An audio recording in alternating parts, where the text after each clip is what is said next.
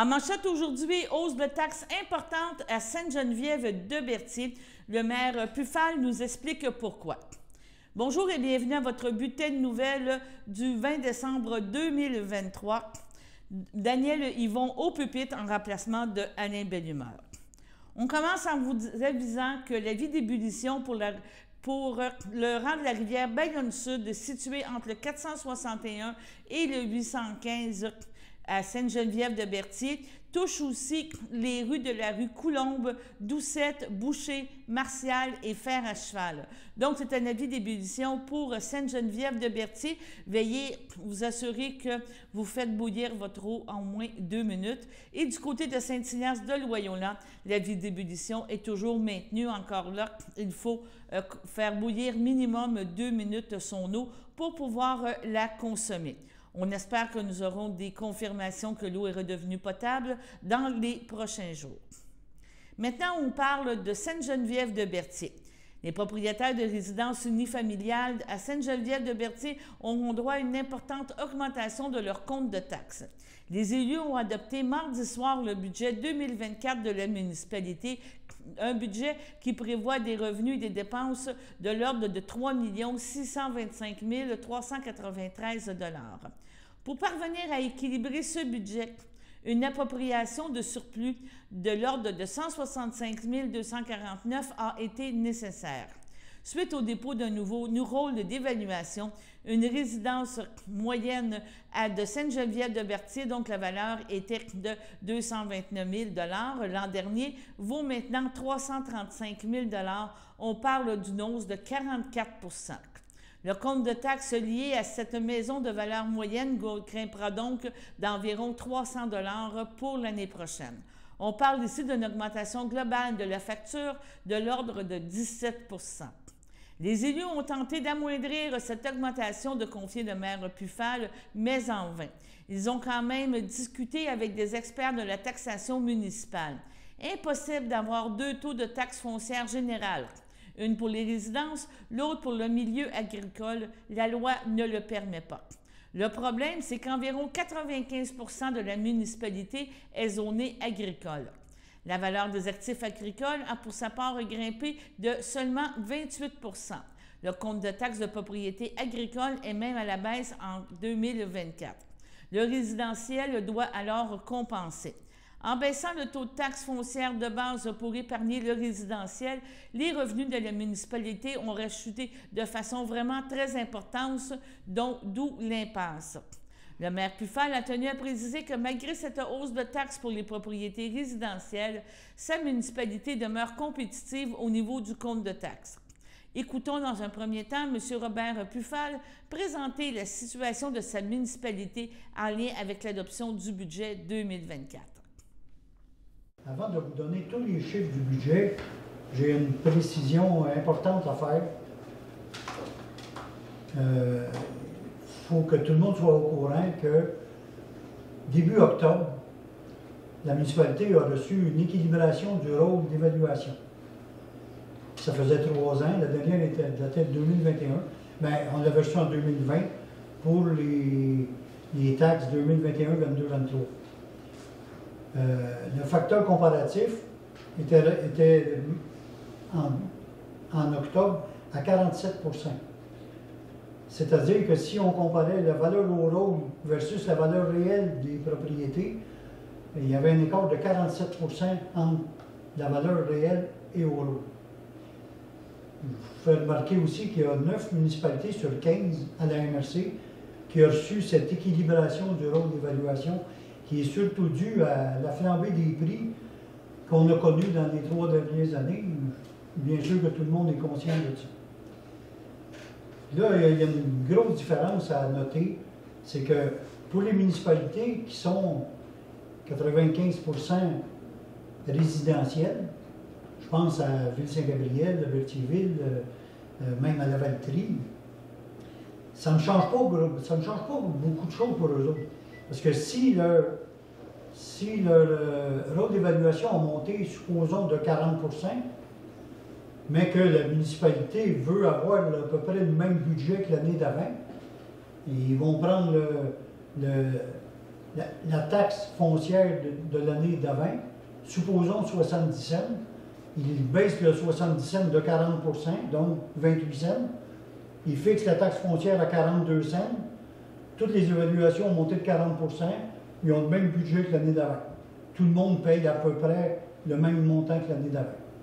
Mais à Sainte-Geneviève, on est beaucoup plus impacté que les municipalités desservies qui sont beaucoup résidentielles, parce que nous autres, notre territoire est à 93 % agricole. Le rôle d'évaluation totale de la municipalité, ici, a monté de 38 %. Mais la grosse différence, c'est que les résidences ont monté de 44 %, alors que toutes les terres agricoles ont monté seulement de 28 %. Là, on a tout un calcul à faire pour essayer de garder un peu le taux de taxe qu'on avait des années précédentes. Je vous le dis tout de suite, la municipalité, la foncière, on a besoin de monter d'à peu près 3,5 %. On veut monter la foncière de 3 % parce que les employés ont eu 4 % d'augmentation. Un peu tout augmente, comme partout. Tout ce qu'on fait réparer un véhicule, ça augmente. On fait du lignage de chemin, ça augmente. Tout a augmenté. On a besoin de monter la foncière, c'est bien évident. Maintenant, la fiscalité municipale nous oblige à ne pas séparer la taxe foncière agricole et la taxe foncière résidentielle. Je m'explique, eh bien, on a le droit de la séparer, mais le seul droit qu'on a, c'est de charger moins cher aux agriculteurs qu'aux résidences. Dans notre cas, il faudrait charger plus cher à l'agricole qu'au résidentiel, puis ça, la loi nous l'interdit. Là, on était vraiment impacté par la rééquilibration du rôle d'évaluation. Donc, on a consulté notre avocat qui fait affaire avec nous depuis des années, Maître Beaupré, qui lui a parlé à son copain Maître Chénier, qui est plus fiscaliste peut-être. Les deux avocats nous ont contactés. Ensuite, moi et Mme Claude, on a contacté d'autres personnes. On est même allé à la MRC, on a eu un meeting avec Bruno Tremblay, qui est DG de la MRC, puis on a parlé avec M. Marc Lépine, qui lui est responsable du rôle d'évaluation pour la MRC. Puis on ne s'en sort pas. La loi de la fiscalité municipale s'est faite comme ça. Là, on est emprisonné dans ce dilemme-là. Mais je tiens à vous donner une idée. Là. Écoutez, les résidences moyennes à Sainte-Geneviève étaient à 229 000, la résidence moyenne. Elle est montée à 335 000. C'est une coïncidence, ça. Ben moi, quand j'ai tout fait mes calculs, je me suis comparé à mon compte de taxes parce que je suis direct là. C'est en 229, j'ai monté à 333. La FEM moyenne était à 644 000, elle a monté à 833 000. Seulement 28 % comparé à 44 comme je disais tantôt. Ce qu'il faut bien comprendre, c'est que peu importe le taux auquel on va fixer la taxe foncière, en général, les terres agricoles vont baisser le compte de taxe. J'ai demandé à madame de nous sortir un compte de taxe.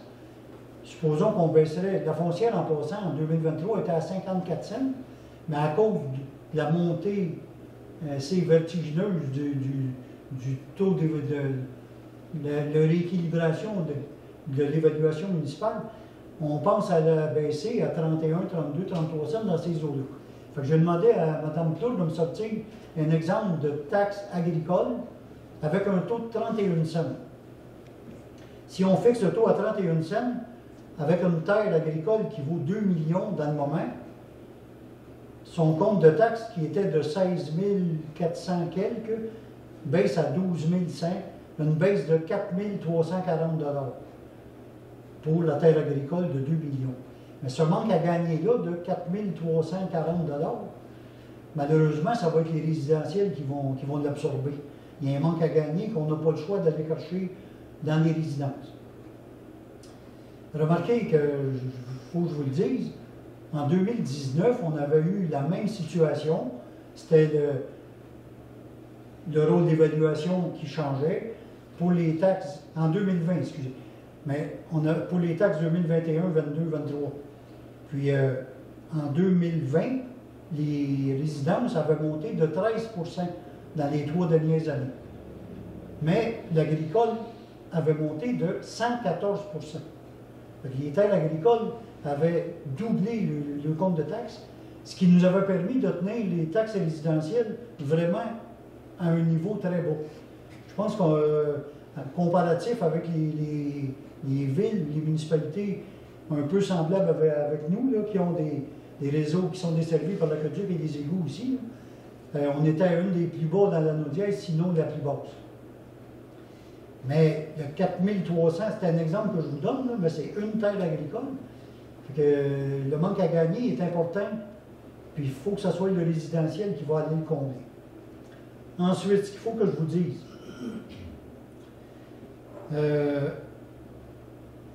on s'est informé, la fiscalité municipale est comme ça, c'est tout. Aussi, on parle du coût de la vie. On entend parler un peu partout, 3.1, 3.2, le coût de la vie au début décembre. Il faut que je vous dise que la Sûreté du Québec a monté de 7,2 pour 19 700 quelques dollars. La sécurité incendie a monté de 16,2 pour 47 000 dollars. Puis la quote-part de la MRC a monté de 8,5 pour 55 000 dollars. De plus. Oui, c'est les augmentations. Donc, ces trois-là, ça nous fait 122 300 dollars d'augmentation pour à peu près 5,7 d'augmentation. Juste ça, là, ça nous faut aller augmenter de 5,7 la taxe municipale. Nous voulons monter la foncière d'environ 3,1 En plus, en 2024, on commence à payer un règlement d'emprunt important qui nous avait permis d'asphalter les rangs Sainte-Philomène et des Cascades et aussi Bayonne-Nord. On est bien fiers de toute la job qui s'est faite dans Bayonne-Nord, mais c'est un règlement qu'il faut payer à partir de 2024 de 898 000 900 000 Puis, on est allé en règlement d'emprunt. On a eu un règlement d'emprunt à 5,55 sur une dette de 900 000 je ne sais pas, sans vous dire que le taux d'intérêt est assez élevé. On est loin du 1,25 ou 1,5 qu'on avait il y a 2-3 ans. Donc, on essaie de garder la foncière le plus bas possible. On a coupé dans les dépenses tant qu'on a pu. Mais, écoutez, moi, mon compte de taxes va monter de 300 quelques dollars. Je vous invite quand même, quand vous recevrez votre compte de taxes, d'aller informez-vous dans les municipalités autour qui ont à peu près les mêmes services. Puis vous allez voir encore qu'on est comparable, on est avantageusement comparable avec les municipalités environnantes comparables. Donc, la hausse du coût des services nécessaires à une municipalité, on parle de la Sûreté du Québec, du service incendie, de la quote-part de la MRC, a joué aussi en défaveur des propriétaires. Écoutons un deuxième extrait de ce conseil. Maintenant, je vais passer vraiment dans les chiffres. Les prévisions budgétaires. Les recettes de taxes sur la valeur foncière seront de 2 977 007 $. Le paiement tenant lieu de taxes, 100 809 $. Les autres revenus de sources locales, 196 200 $. Les transferts, 186 128 $. On va s'approprier un peu de surplus. On prévoit approprier dans notre surplus, pour ne pas trop monter le compte de taxes, on va aller chercher 165 249 $ dans notre surplus accumulé. Pour un total de revenus de 3 625 393. Les dépenses en administration générale, 721 906. En sécurité publique, 638 088. Au transport, la dépense est de 632 871. En hygiène du milieu, 1 045 055 $. En santé et bien-être, 8 395. En aménagement, urbanisme et développement, 112 766. En loisirs et culture, 230 215. Et les autres frais sont à 236 097 pour arriver à un budget équilibré, comme je disais tantôt dans les revenus, de 3 625 393. La taxe foncière, je vous rappelle qu'il était à 54 cents du 100 $ d'évaluation, va baisser à 33 cents du 100 $ d'évaluation. L'adoption du budget, ça me prend un proposeur de second. M. Darvaux propose. M. Laferrière seconde. Oui, d'accord. Tout le monde est d'accord. Donc, vraiment une situation très particulière pour Sainte-Geneviève-de-Berthier. Ce soir, ce sera les conseils de Saint-Cuthbert et de Saint-Ignace et jeudi soir, Saint-Ignace de Loyola. Le résumé de tous ces conseils se fera lors de notre rentrée en janvier 2024. On vous parlera encore dans la première semaine de vraiment un récapitulatif de tous les budgets municipaux dans la région. Maintenant, on vous a parlé avec Renaud Loranger, directeur artistique du Festival Lanaudière. S'il vous reste quelques cadeaux à acheter pour les fêtes, Renaud a des très belles suggestions. Exactement. Puis, mais le timing est bon, si tu veux, justement, pour se l'offrir à soi-même ou l'offrir à des gens qu'on aime, à des amis, à des parents. Puis oui, donc quelques surprises avant Noël, quelques concerts du Festival de la Naudière 2024, déjà dévoilés, mis en vente. Mais tu auras remarqué certainement qu'on n'en a dévoilé que 3. Oui. Ce qui veut dire qu'il reste beaucoup de surprises aussi à dévoiler dans les prochains mois. Et puis, je pense que ça ne sera pas très long. Hein. On va déjà y être au mois de mars, à la mi-mars, pour dévoiler l'ensemble de la saison. Mais là, en effet, on a annoncé la venue d'Anne-Sophie Bonnotaire, qui est une très, très grande chanteuse, quelqu'un qui, moi, m'accompagne dans ma vie de mélomane depuis des décennies déjà. Mais qui, on va dire, Anne-Sophie est un petit peu dans la phase, crépusculaire de sa carrière et qui va nous faire un concert, non pas de chants classiques, mais plutôt de chansons françaises, au sens traditionnel du terme, donc des chansons de Barbara, Léo Ferré, Michel Legrand, etc.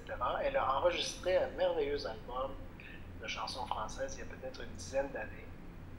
Et donc, elle continue de tourner un peu partout avec ce répertoire-là. Puis, c'est très beau parce que Anne-Sophie, ça fait quand même, je te dirais, une grosse dizaine d'années qu'on se connaît. On a travaillé ensemble sur un certain nombre de projets d'enregistrement. Et elle était prévue à l'été 2020 de venir à Joliette. La fameuse été 2020. Non, mais j'en reviens pas. Je me dis, mon Dieu, 4 ans plus tard, on a encore quelque part des soubresauts de la pandémie, mais c'est normal. Donc, c'est très... Moi, ça me fait très plaisir qu'elle a accepté, toutes ces années-là plus tard, de venir chez nous, d'honorer un peu l'invitation qu'on lui avait faite à l'époque. Ça, c'est vraiment assurément, là... après-midi, une après-midi en fait, parce que le concert va être en après-midi, à marquer d'une pierre blanche, c'est le 27 juillet. C'est ça. Tu me parles de crépuscule, mais crépuscule, on pourrait dire que ça rime avec maturité aussi, avec expérience. Tu sais, il ne faut pas voir ça d'une façon péjorative. Tu trouves de meilleurs mots que moi encore, non, c'est ça. C'est sa maturité et sagesse. C'est une des plus belles artistes, je pense, qu'on ait aujourd'hui. Et puis, chaque occasion de l'entendre est un cadeau, vraiment une bénédiction. Donc, ça, c'est assurément un incontournable de l'été prochain. Et les autres spectacles, c'est ça. Et les autres spectacles que tu nous proposes, est-ce que tu peux nous... En fait, on a aussi, on a annoncé 2 concerts de l'Orchestre baroque de Fribourg. Oui. Baroque Orchestra. qui est on se souviendra peut-être de la venue de l'Académie pour la musique ancienne de Berlin en 2022. C'est un peu, si tu veux, le même genre d'approche. C'est un autre ensemble. Ces deux ensembles-là sont peut-être les plus importants dans la musique baroque aujourd'hui en Europe. L'Orchestre de Fribourg, en fait, ils sont déjà venus à l'amphithéâtre. Ils sont venus en 2011, donc ça remonte quand même à quelques années. Mais ils ne sont plus venus ni au festival ni au Québec depuis une grosse dizaine d'années. Donc c'est des belles retrouvailles, un beau retour chez nous. Et là, ils nous proposent en fait l'intégrale des concertos de brandebourgeois en Bach. Je me souviens qu'en 2019, lors de ma première saison, on avait présenté les 4 saisons du Vivaldi avec l'Orchestre baroque de Venise, et là, de présenter les concertos de brandebourgeois de Bach avec l'Orchestre allemand, l'Orchestre de Fribourg, c'est tout à fait dans le ton, voilà. Donc, ça va être aussi une très, très belle fin de semaine. Donc, ces concerts-là ont lieu les 12 et 14 juillet. Et là, quand on parlait de surprises et de cadeaux, de révélations, je ne veux pas trop vous en dire, mais je vous dirais qu'au milieu de cette fin de semaine-là, le samedi 13, d'avoir quelque chose d'autre, on va dire, du même ordre, ou en fait du même acabit, puis ça va faire un peu, cette fin de semaine-là, 12, 13, 14 juillet, une sorte de festival à l'intérieur du festival. C'est une belle... Donc, merci beaucoup à Renaud Loranger. Vous pouvez acheter vos billets directement sur le site du festival La Naudière. Pour terminer, nous avons parlé à Michael Belrose de la SADC qui nous parle d'une conférence qui aura lieu en janvier 2024. L'entrepreneuriat, tu sais, donc c'est pas juste le transfert, je pense, on pourrait dire familial, c'est vraiment, on pourrait donner un exemple, quelqu'un dans une entreprise qui est directeur général, qui regarde la business, puis qui va voir le patron, puis il dit, moi, ça me tenterait de prendre le business, je comprends que tu veux peut-être en faire moins, mais c'est tout un défi, là. Encore là, c'est quelque chose, parce que, comme on vient de dire, les entrepreneurs, on l'a parti par nous autres mêmes, on l'a travaillé, on a fait nos choses, mais donner une valeur à ça, puis souvent, il y a une valeur de temps, on pourrait dire, qui n'est pas monnayable, que c'est un gros sujet, là, je pense que tu veux nous parler. Oui, tout à fait. L'entrepreneuriat, dans le fond, nous, on l'a ciblé dans notre planification stratégique, dans le fond, qu'on a débuté le 1er avril 2023. Parce que dans le coin ici, il y a beaucoup de vieilles, entre guillemets. Au Québec, on est entouré d'entreprises qui sont quand même assez avancées en âge, donc d'où aussi le promoteur qui vieillissent aussi. Donc, on est dans un boom au Québec au complet. Fait que Dautré et Joliette, mes deux territoires, et Dautré, on ne l'épargne pas, oui, effectivement. Donc, oui, on s'est donné comme mission de mieux les accompagner. Parce que oui, il y a des défis. Il faut que le cédant, qu'on appelle, lui que l'entreprise présentement, se prépare aussi à vendre. Donc, c'est pas évident de vendre, qui accepte de vendre à bon prix, au prix que ça vaut aujourd'hui sur le marché, et enlever un petit peu la valeur sentimentale. Fait qu'il y a un accompagnement à faire là-dessus pour préparer le cédant et préparer le repreneur aussi, parce que au niveau de ces transferts-là, il y a souvent des bons deals. C'est important de garder la richesse des entreprises existantes présentement. Par contre, il y a un coût à ça. Fait que le coût d'entrée est des fois un petit peu plus cher. Donc, il faut préparer la relève, à dire, OK, il faut une mise de fonds, on va vers quel financement, comment on va tout en... Comment on amalgame ça? Oui, exactement. Parce que souvent, surtout dans les PPPE, là, oui, je vais être vraiment... L'entreprise, c'est la personne. L'entreprise, c'est son nom. T'as beau... Je sais pas, je vais te donner un exemple. On l'a vécu dans certaines entreprises ici à Berthier. Tu avais une boucherie qui fonctionnait parce que c'était les deux frères qui étaient anciennement le père. Tu revends la compagnie... Puis, je ne dirais pas, ça fait patate, mais il peut avoir des... tu as de la difficulté parce que là, les gens ne se reconnaissent plus. Son entreprise, tu n'as plus de monsieur qui est là et qui dit bonjour madame parce que là, il ne te connaît pas. Il faut qu'il se développe. C'est beaucoup de défis reprendre une entreprise. Totalement. Puis c'est pour ça qu'il va y avoir un bon plan de transfert d'entreprise. Puis il faut faire le transfert au bon moment et avoir un bon fit entre le cédant et le repreneur pour qu'ils essayent de cohabiter ensemble une certaine période de temps. Comme vous dites, quand c'est une entreprise qui est très, très, très reliée à l'individu, mais il faut qu'il y ait une passation de direction qu'on appelle. Puis il faut que les deux travaillent ensemble pour justement rassurer la clientèle. Fait qu'il y a des stratégies à mettre en place. Puis c'est pour ça qu'on existe en fait en tant que conseiller. C'est pour accompagner ces gens-là bien leur expliquer le processus, parce qu'au niveau de la relève, on appelle ça vraiment un processus. Ouais. Il faut rentrer dans le processus, il faut prendre son temps, il faut identifier vraiment les valeurs de l'entreprise, ce qui colle avec les valeurs du repreneur. Il faut installer certaines balises pour s'assurer que le transfert se passe bien. Puis ça, c'est d'une entreprise à l'autre, ça peut être différent, parce que ça dépend, y a-tu un employé, 2 employés, 10 employés. Donc le processus ne sera pas le même selon la grosseur de l'entreprise.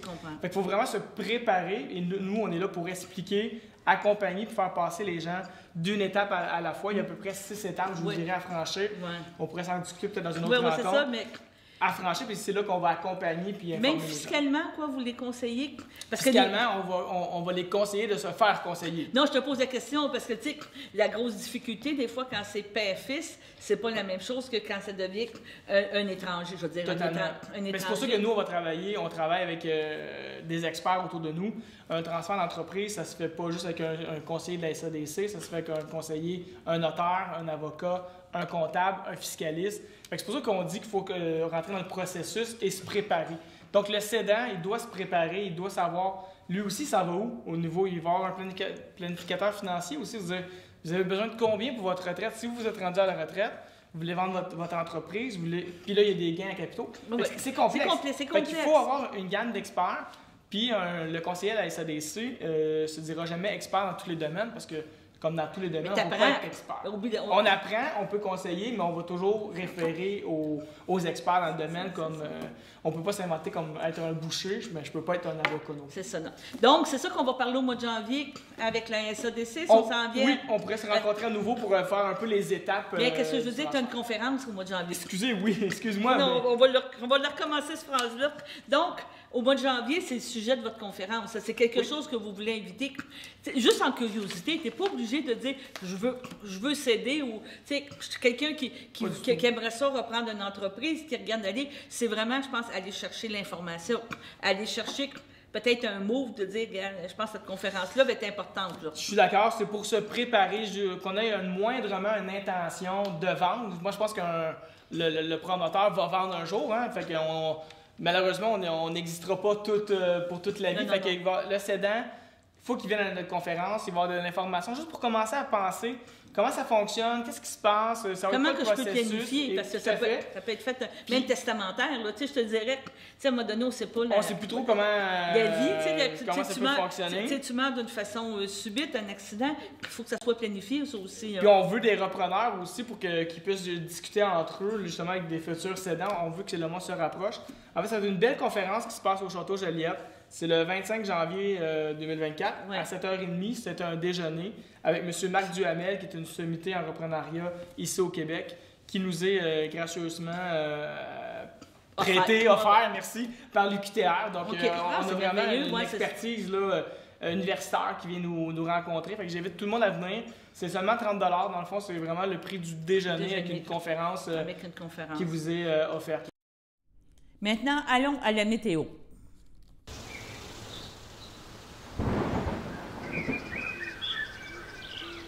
Bienvenue à votre météo de cette semaine. Aujourd'hui, mercredi après-midi, ce sera ensoleillé avec passage nuageux, une température de 0, un temps ressenti de -2. Mercredi soir, ce sera de passage nuageux, une température de -3, un temps ressenti de -7. Mercredi nuit, ce sera dégagé, une température de -9, un temps ressenti de -16. Jeudi matin, c'est ensoleillé, une température de -8, un temps ressenti de -15. Jeudi après-midi, ce sera ensoleillé, une température de -4, un temps ressenti de -10. Jeudi soir, ce sera dégagé, une température de -8, un temps ressenti de -13. Et voilà, c'était tout pour votre météo. On vous remercie de votre fidélité tout au long de l'année 2023. C'est notre dernier bulletin de nouvelles pour cette année. On se revoit en janvier 2024.